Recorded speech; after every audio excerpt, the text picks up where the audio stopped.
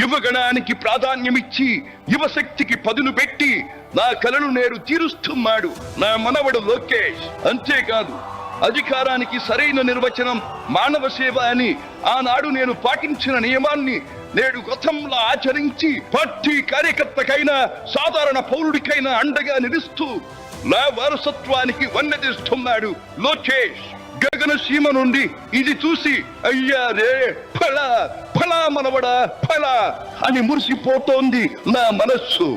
ఈ దేశం మనది, దేశ సమైక్యతే మా సిద్ధాంతం, మా రాష్ట్రాభివృద్ధే మా దేశాభివృద్ధే మా లక్ష్యం అంటూ ఆనాడు నిత్యం నినదించేవాడి.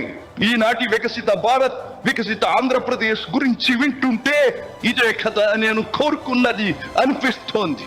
చివరిగా ఒక్క మాట, చెరుగు నేల నలు చెరుగులా పాడి పంటలతో పారిశ్రామిక వికాసంతో పరవశించాలని